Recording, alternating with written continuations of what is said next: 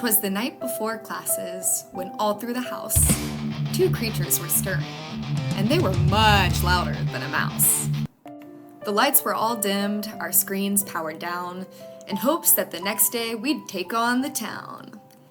But Shiva and Ladyboy weren't ready for bed, since 3 neurotransmitters danced in their heads. Norepinephrine, serotonin, histamine made them refuse to care for our nightly routine. Meanwhile, I laid down to get ready to sleep, as my SCN said, "Go to bed, you." My adenosine begged me to close my tired eyes, but my afternoon coffee said, "Nah, girl, let's rise." When out of my room there arose such a clatter, I sprang from my bed to see what was the matter. And then I saw it, much to my betrayal. It was just Shiva, chasing her tail. I trudged back to bed with a yawn and a sigh when I was met at the door by a cute little guy. With no concept of school or taxes or day, he made it real clear he was ready to play. But with my rising melatonin, I turned down his dance for the joy of slipping into an 6-hour trance. But Ladyboy chuckled as he pondered my fate, 'cause he knew that sleep is a readily reversible state.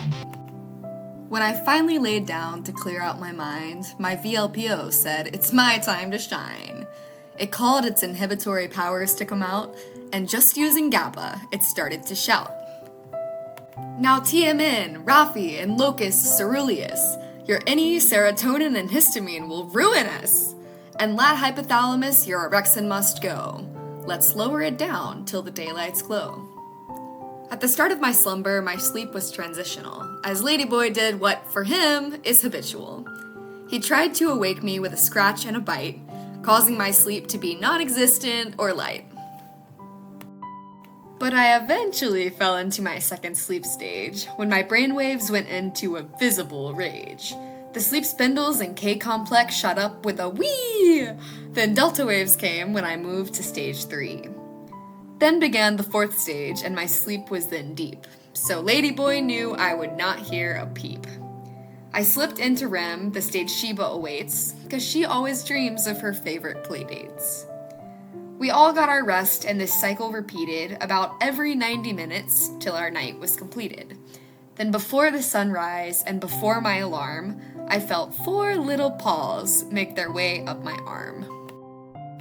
My reticular activating system started its work, and I lifted myself out of bed with a jerk. My circadian rhythm got its cue from the sun, and my TMN told my VLPO that its turn had begun. I started a day full of many activities, all of which were affected by my pet's nighttime festivities. My morning cups of coffee could only do so much, when my body craved sleep more than any old crutch. I sprang to my bus with my books and a smile, knowing that later I'd rest for a while, 'cause my 2 little creatures said with silent exclamation, "Happy sleeping to all, it's our favorite occupation."